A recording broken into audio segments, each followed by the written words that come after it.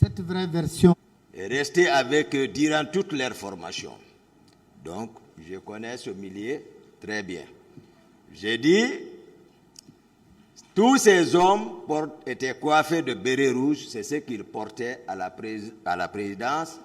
J'ai expliqué l'incident, voilà, qui a résulté de cela et qui a obligé le président lui-même à venir calmer l'atmosphère.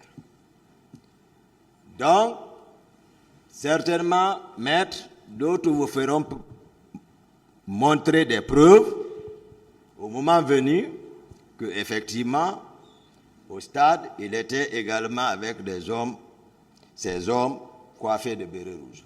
Donc, quand le problème s'est posé au camp, dans l'expectative comment on appelle, l'espoir de régulariser la coiffure, est-ce qu'il avait été ordonné à ces hommes de ne plus porter les bérets rouges? Non. Très bien. Donc, ils ont continué à les porter.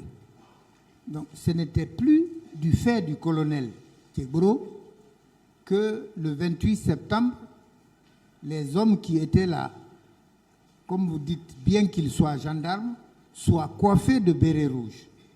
C'était déjà habituel. N'est-ce pas? Ah, c'est ces hommes. Non, on n'est pas là-bas d'abord. On est sur les coiffures. Oui, c'est ces hommes. Attendez. C'est ces hommes parce que s'il décrit lui-même, j'ai dit, si il explique, il décrit son programme de ce jour, ces hommes, d'autres étaient au stade, d'autres étaient sur la route Le Prince, et qu'il s'est avéré dans le PV du ministre chargé de la sécurité présidentielle que ce que nous disposions, que c'est devant lui, le président a ordonné le colonel Tegbro de se rendre au stade. Donc, ces hommes également, il s'est avéré à cette barre que ces hommes étaient là-bas. Donc, moi, je ne comprends pas. Moi-même, je suis étonné. Comme vous êtes étonné, je suis étonné sur toutes leurs déclarations. Je ne cesse de m'exclamer ici, maître, mais je suis étonné. Parce qu'il raconte des contre-vérités. Et je viens de le dire, et cette vérité pourtant a un effet thérapeutique. C'est bon. Hein? Voilà. Là-dessus, mon commandant, la parole contre la parole. Pour départager ceux qui vous écoutent, il faut ou des preuves, ou tout au moins des commencements de preuves. N'est-ce pas? Est-ce que parmi ces hommes, vous avez physiquement reconnu quelqu'un ou quelques-uns? Je vous ai dit où j'ai rencontré le colonel Tegbro au stade. Est-ce que vous avez physiquement reconnu c'est ce qu'il veut savoir. Au sein de la troupe? Moi, je n'ai personne reconnu là-bas. Hein? J'ai dit, je n'ai personne reconnu. J'ai reconnu le colonel Tegbro, présent. Mais lui, il n'était pas coiffé de béret rouge.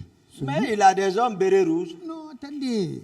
C'est trop facile. Discutez pas la réponse, mais posez d'autres questions. Ce n'est pas la réponse que je discute.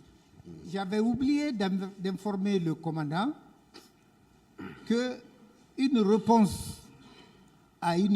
réponse à une question peut appeler une autre question, si toutefois cette réponse donnée ne s'avère pas précise. J'ai des conseils qui m'ont expliqué, maître.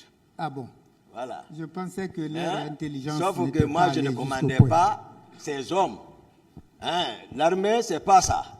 On n'a pas besoin de connaître, on ne peut pas connaître tous les hommes. Surtout que ce n'est pas moi qui les commandais. Mais voilà, c'est lui qui a la tête. C'est bon, d'autres questions, maître. Très bien. Après les événements, vous dites fait par les hommes du capitaine, si je me trompe, vous me rectifiez, capitaine Marcel et des éléments de Caléa. Est-ce que, à votre retour, vous avez signalé ce fait au président Dadis Camara. J'ai expliqué ça ici, qu'il y a une cellule de crise qui avait été mise en place et que la stratégie était déjà prise. Comment j'ai suivi l'interview du président. Il a expliqué comment il a été informé, qui l'a informé, tout. J'étais présent. Lorsqu'il expliquait tout, il est au courant à temps. Un président de la République est au courant à temps. Cette fonction le permet, maître. On n'a pas besoin, il est au courant à temps. Voilà.